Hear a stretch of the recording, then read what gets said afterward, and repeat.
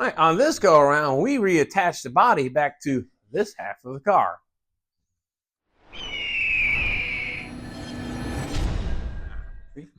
Well, welcome back. My name is John. This is the Vinyl Village Garage because it's a garage. I live in a vinyl village. You get the idea.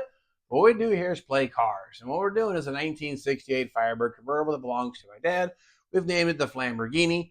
And if you weren't here last time, what we did was got the engine camshafts all broke in, checked our fluids, checked the power steering, made sure the transmission went forward and backwards, and looked for leaks. Everything's going to say clean bill of health besides a water pump leak, but I can change that once it's reattached to the body. So today's video, we're going to do exactly that. We're going to flip this thing back down on the ground where it belongs and attach our subframe back to the body. That's what I'm going to show you how to get that done today, hopefully without any mistakes or malfunctions, but we'll get the camera, we'll get the whole thing going, we'll show you how it goes, the do's, the don'ts, and the whys, the VVG, the right way, and the wrong way. I don't know. I guess we'll call it my way this time. But anyway, nonetheless, let's get this thing started.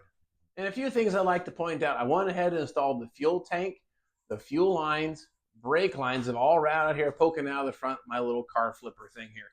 So that's all of our underbody prep. And this would have been the time to paint all that good stuff. But that's kind of some of the things I've taken care of. Now, we've watched the engine here and everything go together and assemble. That's all ready to go. I laid out the subframe mounts in their proper location. In case you have a question on that, we're going to go over that just the same. But I've got the front tires on this thing because this kind of almost works like a wheelbarrow. But I'm going to use my floor jack here under the transmission cross member to help guide this thing back into place. But the first steps here, I need to get the car body flipped back down and then the front end kind of tilted up a few degrees. So as I roll the subframe back underneath it, it'll line up. I'll show you how we're going to do that. And I'm going to try to do it here all by myself. One man, one lady, however you want to say it. If you're doing this at home, not a problem. It can be done. That's what we're going to get into. The next step here, get that thing back on the ground. I'm going to flip this back down to the ground. And I should be able to just kind of pull this over. I'm going to need the jack handle. And it's as simple as letting it down like an engine hoist. Okay, there we go. Well, now I need to open the valve here. Okay. Now it's over the center of gravity. I can now just manipulate the valve and let it down.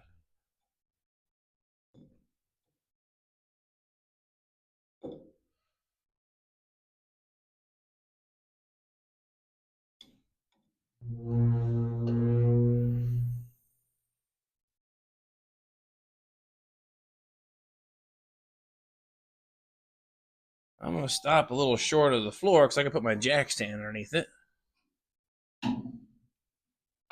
About 13 inches-ish should get us there. Okay.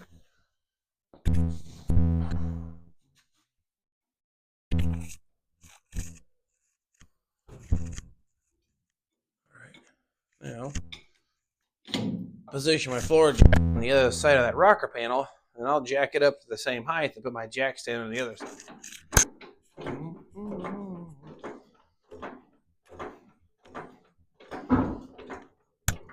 Okay.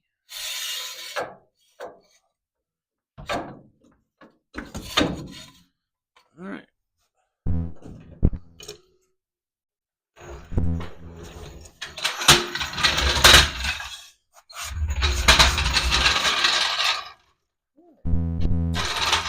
Now that I'm done with the amazing car flipper, I'm going to go ahead and disassemble it and take that off the car body.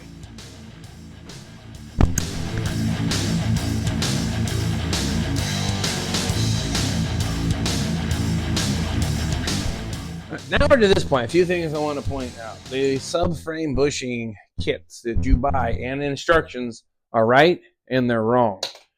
The bushings that go into the frame itself, the rear, mid, and front.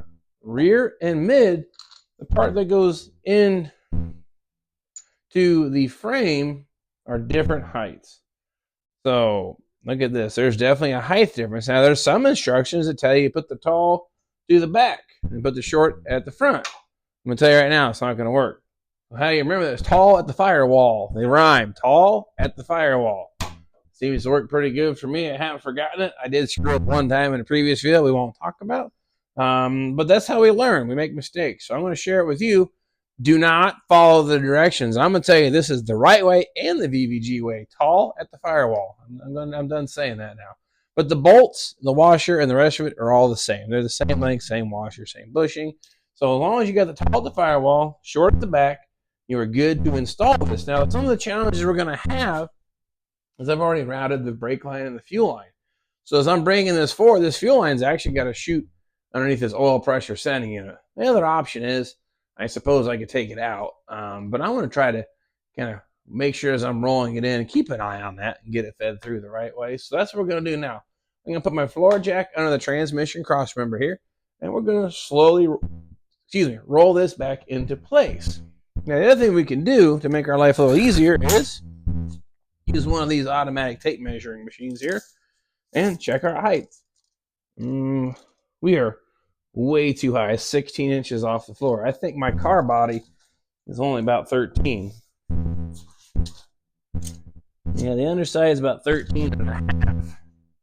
That's okay because I'm going to put my floor jack underneath here, then I can use that to let that down or bring it up. I'm going to bring the jack in from the front so I have the handle sticking out of the front, and I use it kind of as a steering wheel too. So that's the next step. Get my jack into place, and we'll start rolling this where it needs to be. All right.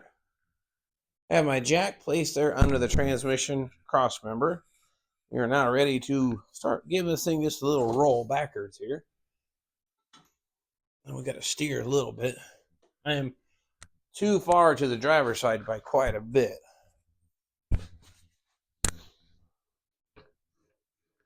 There we go.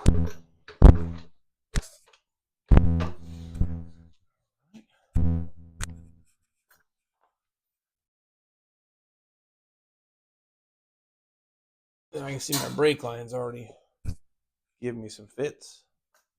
But that's okay.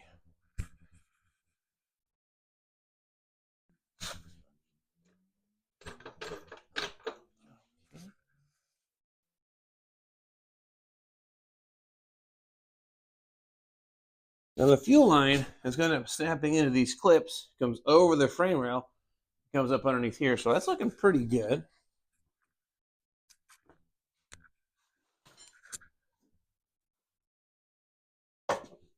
That brake line though, I'm going to do something with that.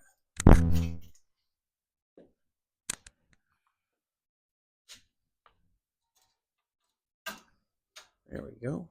That's better. That sits, once it's all said and done, about like so.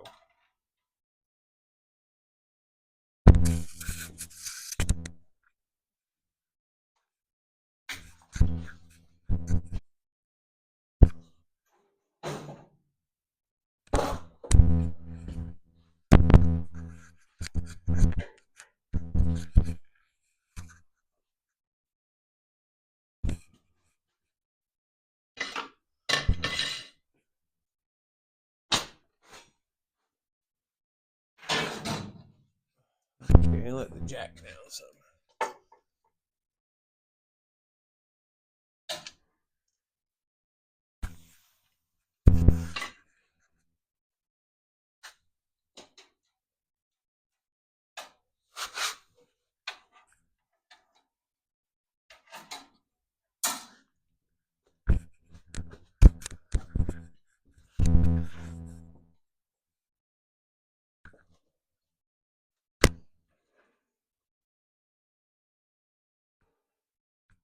Now, this is to get you an idea of what we're looking like so far. We're lining up straight with the car body. Now, that's looking a lot better. The fuel line is hanging on the correct side. Brake line, same thing, poking down the outside of the frame rail. And my height, I think we got it adjusted pretty good. I think it's going to just kind of roll right into place to get you an idea what we're looking at here. A couple inches. Now, once the subframe slides back into place, simple as use that floor jack to lift it up to the floor pan. And something I haven't brought up yet is our alignment holes right here on our frame. Now, I don't have a special tool besides a Craftsman 7/16 socket and 1/4 inch extension. I'm going to show you this now, so maybe it's more of a visual, but this just fits snug through that frame. It's just barely touching. So I'm going to use that as an alignment pin. This is very similar to how it was done from the factory. They just shot it up through here.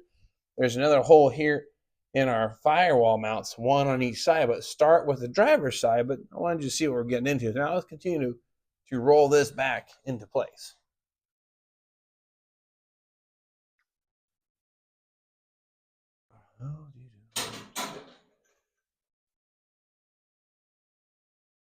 Check my lines there again.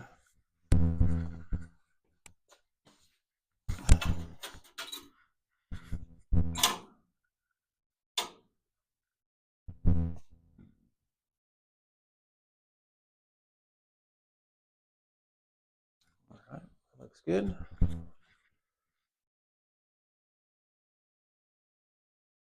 Yep. Now I'm getting to the point now I got to make a decision here on this sending unit.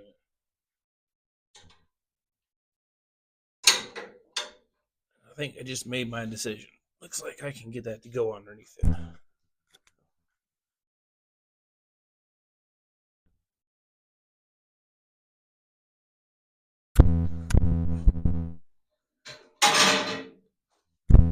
As it pops right above it. Okay, that's not bad.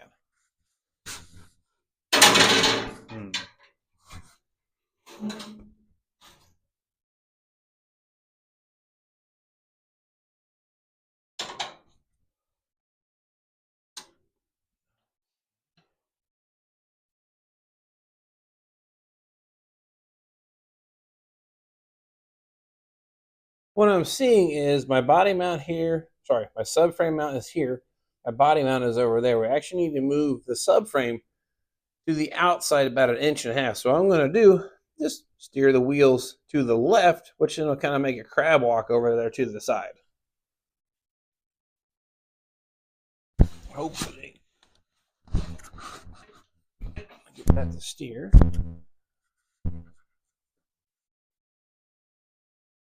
And we'll go back again.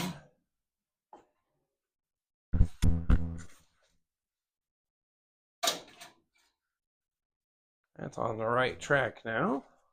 All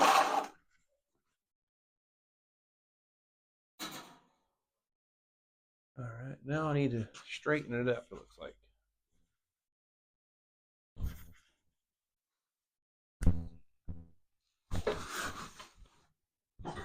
Okay. Looks horrible. The fuel line seems to be a bit long, so I'm going to have to do something with that when I get to that point, but we're getting close. Looking really good. I kind of sighted this one here right quick. Pretty close. Now what I'm shooting for is getting the ones here under the seats lined up first.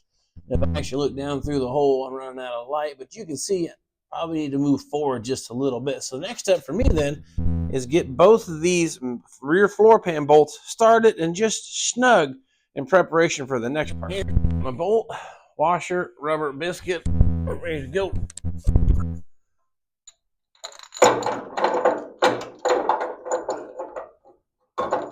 Well, the hole's lined up. Just don't want to go.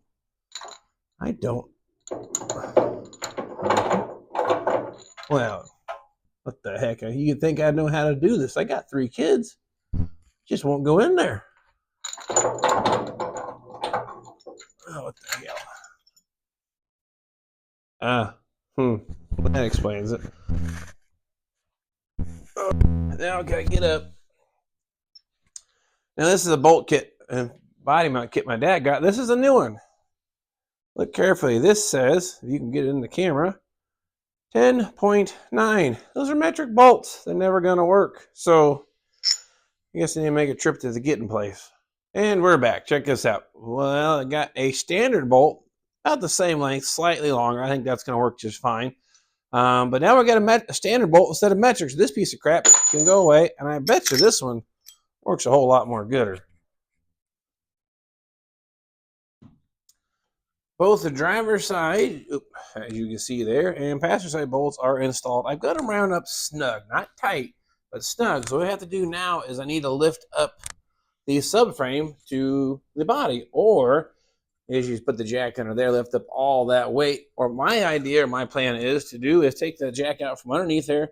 Now the subframe can't fall down. I'm supported by this. I'm going to bring that jack in from the side, and then lift up the car body, which will then allow me then to pull the jack stands out, and then I can let the jack down to the point where it meets up with the car body. It should close up that gap. Okay. Let the jack down. Nothing moves.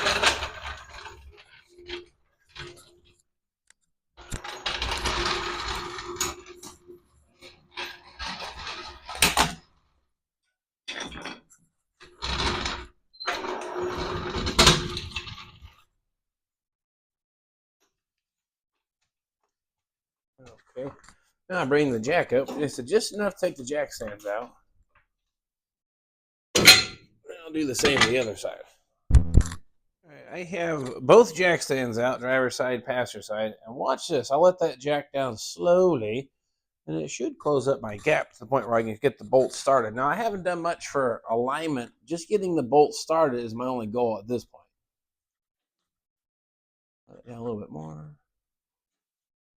Okay, it's actually resting on it just a little bit. But you can see how that worked. I didn't have to lift up the whole weight of all that engine and transmission, all the subframe. I just used the empty body shell, lifted it up and down. Now I can probably stab my bolts right through. Now that I've got the right bolts, no more of this metric stuff going on.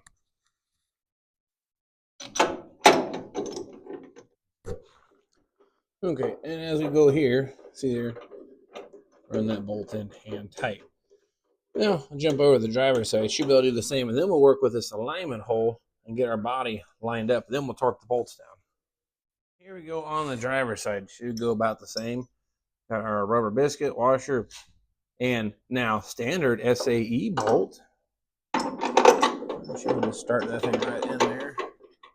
Let's see. You see that or not? Run it in just fine by hand.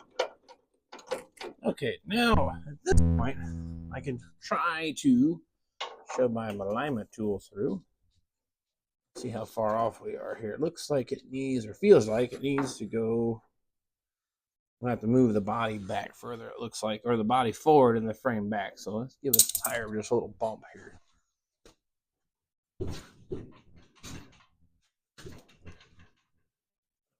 Now, try that again.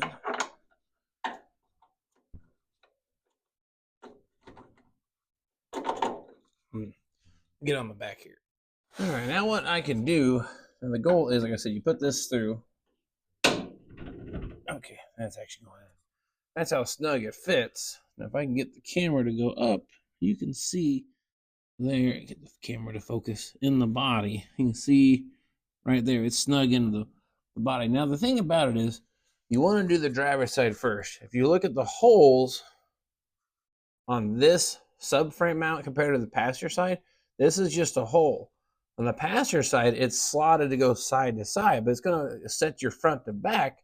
But you use this one, and then you pivot the passenger side to match, and that gets your distance front to rear. And this gets you close enough that I've not had any problems with front sheet metal lining up or hoods or anything going back together. So if you want to do your measurements from your firewall to your holes and your cross-checking all that stuff, I'm not going to tell you not to. I'm just saying you probably don't need to, and this is how I've always worked it out. It works really nice. Now, same thing, you want to make sure this looks pretty plumb or nice and straight to the car, because you can get a little bit of wiggle room out of it to use this as a pry bar, but it's not a whole lot. So now what I want to do, now I'm happy with the alignment of this side, I'm going to snug this side down. Not torqued 100%, but snug. Then we'll get the passenger side lined up. All right, passenger side, same thing. Slide this thing up into place. Actually, I went pretty good. Now, the thing we're going to do, we're not really worry about side to side as much as we are front to back. So now this is nice and parallel. My extension, my 1/4-inch drive extension is parallel with the frame pockets. So that means front to back, we're good. I'm going to go ahead. That just falls right out. It actually lines up so good now. So we're going to just snug this up.